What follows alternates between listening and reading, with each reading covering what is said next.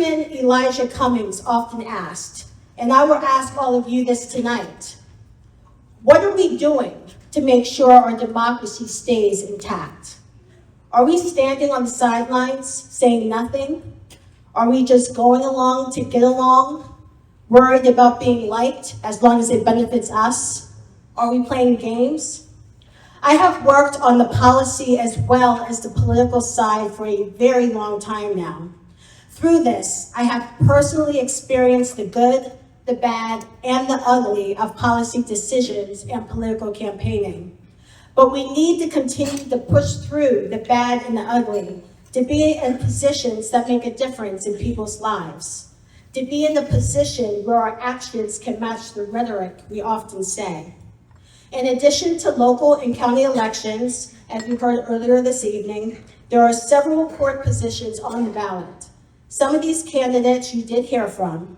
In the past year alone, as many of them also said, the U.S. Supreme Court has reminded us just how important these courts are.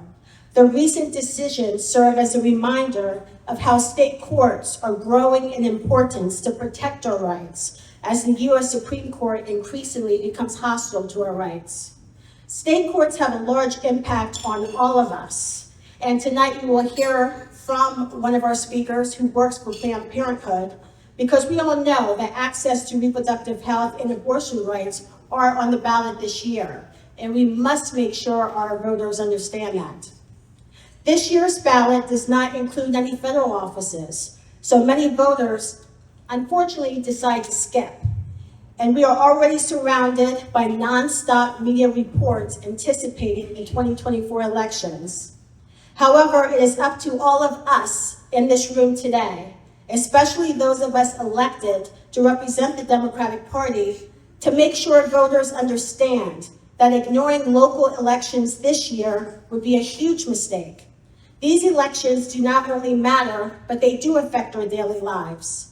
Will all those running for local office this year, or anyone who currently holds a local office, please stand.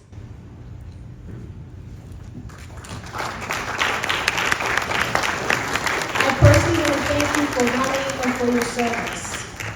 Many of these positions are also unpaid, so again, thank you very much. Misinformation that is everywhere does not help, especially with more and more voters getting their news from the internet and social media sites. The narcissism, bullying, sexism, racism, and tendency to play the victim is all too common. This toxic behavior must be rejected every time by everyone at every level, even within our own personal circles. We must make sure we correct the record and fight fake news with facts. This is one of the reasons our theme for tonight is United We Stand, Divided We Fall. Our opponents benefit when we are divided. Strength is in numbers. So it is to our benefit and the benefit of the communities that we serve to speak up and fight these untruths with truth.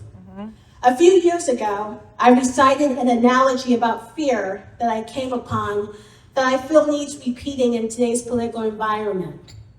Fear was compared to a shark. The analogy goes like this. If a shark begins to approach you, rather than swim away or act afraid, you stand your ground.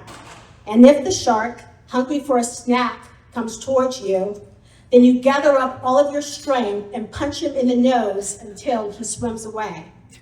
There are so many sharks in this world, and if you hope to survive, especially in the contact sport of politics, you must learn how to deal with them and not back down.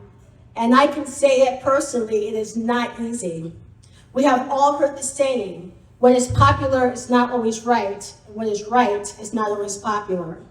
But we must define who we are, not just as individuals, but also as Democrats, and stand firm in our principles and belief. We must be the example that we preach. Many voters want consistency, core principles, and respect in our leaders. I truly believe that such an approach strengthens policy positions, and most voters would have less distrust in the political system, even if they do not agree with us. As we continue on this journey together, we need every voice in our party and every independent thinker We cannot always criticize the other side for not standing up for what is right and going along to get along without demanding it from ourselves and within our own party and leaders. We must start to reward political courage, not reward misplaced loyalty and extremism. We cannot fight for voting rights and not accept when we disagree and vote differently from each other. We need to not just talk the talk, but walk the walk. Without high turnout, we will never get the forward-looking county, state, and country we all want and deserve. As we talk to voters between now and November 7th, let's speak to the issues that matter and affect them, and give voters something to vote for, and not just win elections because the other side is frankly crazy. Many of you hear me often say that activism begins and continues at the ballot box. I love to see activism and protests on important issues. Cole brought up how I started with the local NAACP chapter when I was in high school. And I'm the daughter of a past NAACP president.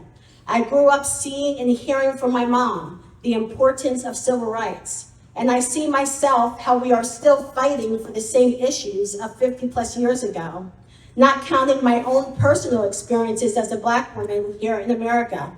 However, the next march planned must be to the ballot box on November 7th, not afterwards on November 8th. It's too late. It is now that we must stand together with one collective voice. Election day is also when we can hold our elected officials accountable and remind them that they work for us, not the other way around.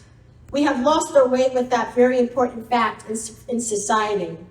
But it is only then and only then that we will get the change that we all want and deserve. So let me be clear. Our mission is more about success at the ballot box in November, although that is extremely important. But our mission is to see beyond the challenges that face us, to create a Dauphin County and therefore Pennsylvania, where our dreams and our aspirations become real and lasting legacies. We are trying to create a state of excellent schools with jobs that create wealth and opportunity, with good leaders who stand up for all of us and aren't afraid to speak out, because that is why we are here, to ensure that everyone knows that we value them and we are working hard for them to live their very best lives. So let us keep speaking to people's hopes and dreams over their fears and inspire them to set goals, to reach those dreams through opportunities we create with our democratic policies. If we have concrete plans to respond to the very real challenges they are facing, then we have a great chance to win not only this November, but in future elections. I would like to take this moment to thank everyone playing a part in this year's elections. Whether you are organizing or mobilizing or donating or volunteering or running for office yourself, I thank you for not getting tired and pushing through when you are. I leave you with this thought. Individually, each one of us can make a difference. However, it is together that we can make real change. So let's get out there over the next 17 days and remind voters to let their vote be their voice. Thank you.